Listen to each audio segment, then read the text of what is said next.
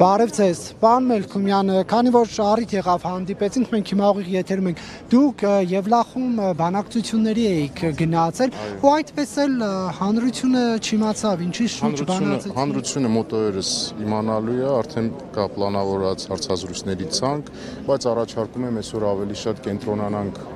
այս հարցի շուրջ եւ սպասում ենք պատասխանը եւ մենք անպայման հայտարարությամբ հանդես կգանք։ Ում հետ էիք բանակցում, ինչի շուրջ էիք բանակցում, կարող եք։ Ես առաջարկում եմ ոտի վրա ինքնին լայն թեմա է եւ ոտի վրա նման հարցերը չենք կարող քննարկենք։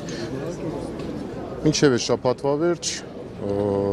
բոլոր լրատվամիջոցների հետ մենք առիթ կունենանք շփվելու։ Կարծեմ Արցախում հայերի մնալու ժամանակներս ավելի մանրամասն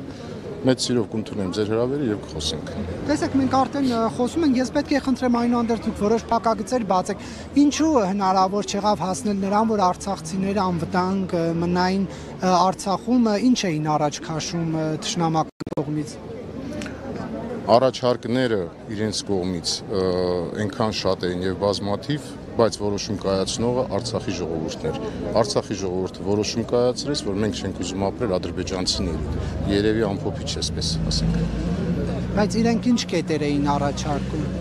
Այնքան շատ են, նորից եմ ասում, հիմա դուք ինձ ստիպում եք, մեկ ժամ ես պետք է խոսեմ։ Դրա համար առաջարկում եմ, այս ընթացքում կհանդիպենք, կխոսենք էլի։ Դուք ասուլիս եք տալու։ Այո։ Այս շաբաթվա վերջ ամենայն Բոլորի համար, թե հատուկ։ Բոլորի համար, եթե պետք է հատուկ ձեր համար։ Խնդիր չեմ տեսնում, որից է։ Լավ, անդառնալով այս դեպքին, հա, Տիգրան Ուլուբաբյանի։ Այո, տեսեք, ձեր գործընկերները քիչ առաջել են մոտիկացել, հիմա մի քիչ վաղ է խոսենք, հա, քանի որ սպասում ենք, եկեք պատասխանին սպասենք եւ ըստ այդմ մենք մեր հայտարարությունը կանենք։ Անպայման կմոտիկանանք եւ կասենք։ Իհարկե, սա շատ անտանելի նախադեպ է, անկախ ամեն ինչից, խոշտանգումները եւ առհասարակ եթե շեշտադրում է դրվում, որ արցախցիների նկատմամբ, իհարկե սա անթույլատրելի է եւ պետք է ամեն ինչ արվի, որպեսզի նման բան այլևս չկրկնվի։ Ես առաջարկում եմ սպասենք թող պատասխանը ասի եւ հետո անպայման խոսենք։